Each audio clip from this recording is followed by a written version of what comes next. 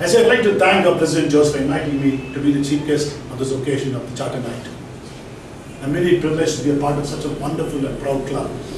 2 Guinness Record holders, 2 international speech contest winners, a distinguished club, and the President tells me they're such passionate members. I'm really happy to be over here today. Compliment the audience, LinkedIn.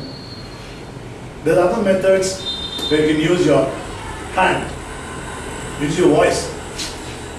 That's it. Third, the front door of the palatial house was broken into pieces. 3 young students, 2 foreigners, a young boy, broke into the house of an elderly couple in the middle of the night on a rainy day. Their intention was to make a quick robbery and a quick exit. There's another way of opening a speech. I like the way you opened your speech today. It's an analogy. You used a beautiful, simple story which everyone knew with a subconscious mind. That's an analogy which you used, very good. Occasion. You can use an occasion. The date, 26th August 2000. The place, Miami, Florida, USA. The event, Toastmasters International Convention. The speaker, the President-elect, Jonah Malcolm Williams. Her voice blurted out. Toastmasters, I have been practicing this name for 3 days, but I haven't got a hang of it. I'd like to welcome on stage the 2000 International Tape Speech Contest winner from several countries, Mr. Kadri. She somehow managed to pronounce I don't know which language. So I use the date, the place, the venue as the occasion to introduce the topic. About statistics. There's another way of statistics. Every year, more Indians die of a heart attack than all the Indians we have lost in the war with Pakistan. We can use startling statistics like say, I just read the Times of India today, 5% of software Indians above the age of 30 suffer from heart attacks. Isn't that alarming? We have startling statistics. So I gave you the 8 ways to open a speech. One is a story. You can even adapt a story by saying, long, long ago, 1,000 years ago. You can adapt a story to your speech. Using quotations is very great. The occasion, I just told you, joke. The most important thing is, the joke must be connected to your topic. Don't tell a joke if it's not connected to the topic. And joke, timing of joke is important. Then you have props, audience interaction, statistics, body language. I'm going to give you, how much time do you have, Rachika? Okay. There are 8 ways where you should not actually introduction to it. First is the apology. I see a lot of speakers use it. Unless you have come terribly late, unless you have broken the podium, don't apologize. Okay? Don't apologize by saying, I am not prepared for this speech. I will try my best. These are not good openings. The moment you apologize, you're setting the tone negative and you're bringing negative attention to yourself when it's not needed. So don't apologize. Then you have these cliches. I'd like to begin my speech with, on the way, I met somebody, an interesting story. It's very, okay. So don't use cliches, very common things. Then you have,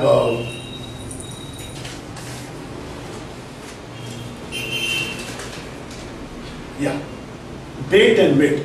A lot of Toastmasters practice their openings beautifully.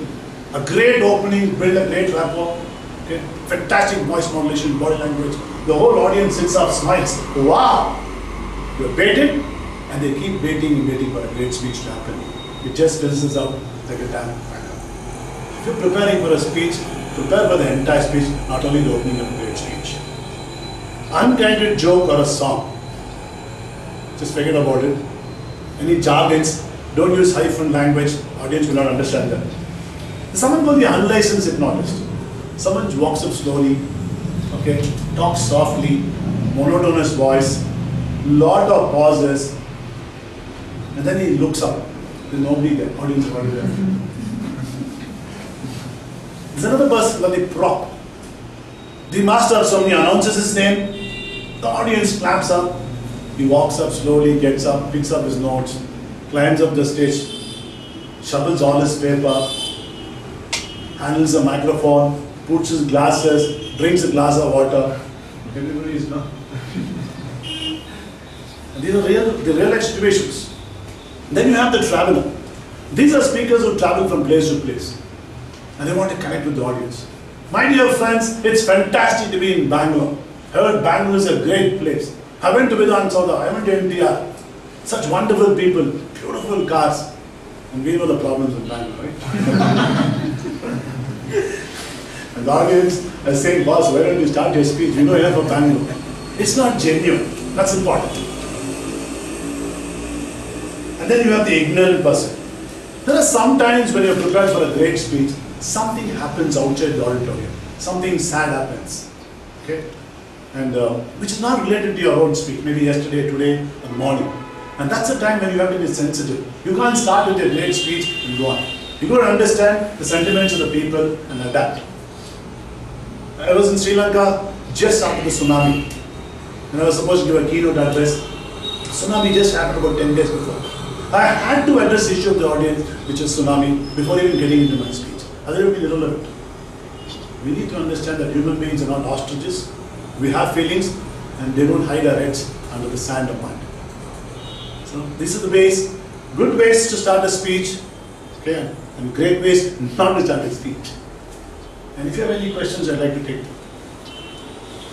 Any questions you have? Any doubts? Thank you. Yes. I have one question. Regarding the anecdotes of quotations you said, that's become like kind of, okay, whenever somebody starts a speech in a non-Toastmaster audience, they would immediately identify that, okay, this is Toastmaster's way. Even the stories and even those noises and all those things. I mean, is there any novel way to...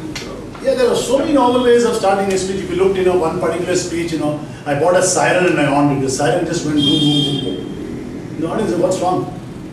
I said, the siren sound outside the hospital room rattled me. I rushed into the room. See, the thing is, you've got to be yourself. You be natural. And try to search for quotations which are not common, which are related to your speech.